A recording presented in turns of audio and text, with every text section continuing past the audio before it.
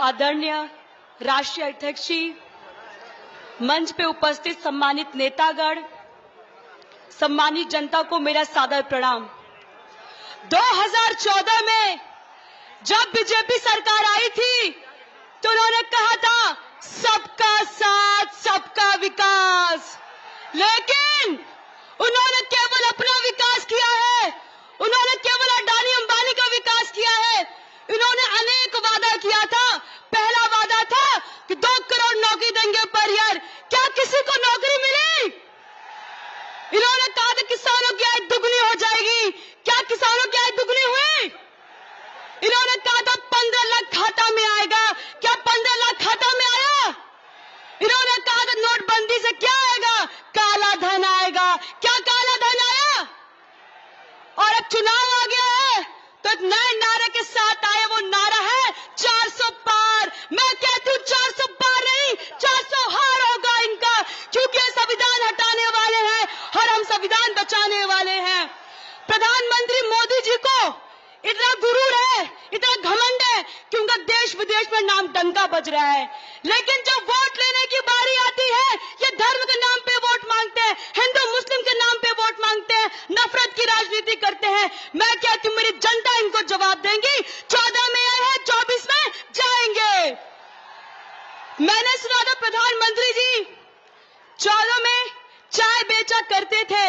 मैंने उनको चाय बेचते हुए तो नहीं देखा, मैंने उनको बीएसएनएल बेचते हुए देखा है, रेलवे बेचते हुए देखा है, एलआईसी बेचते हुए देखा है, रेल भेल सब बेच दे रहे हैं, लेकिन उससे प्रश्न कोई नहीं करता है।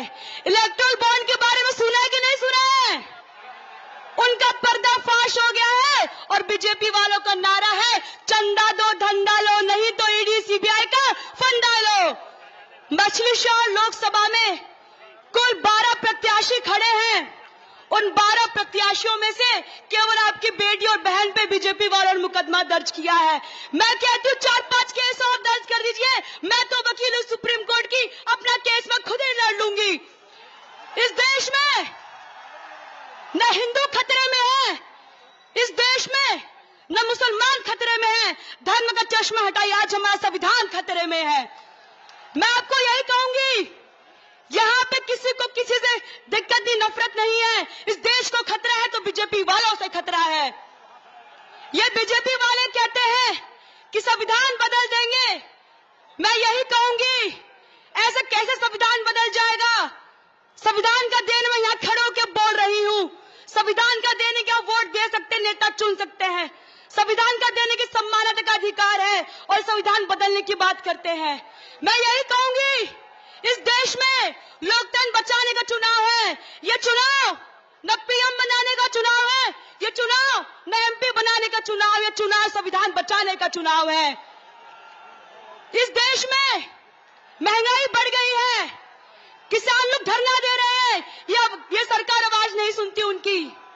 मैं यही कहूंगी, आपको 25 तारीख को साइकिल का बटन ऐसा दबाइए साइकिल यहां से दिल्ली पहुंच जाए।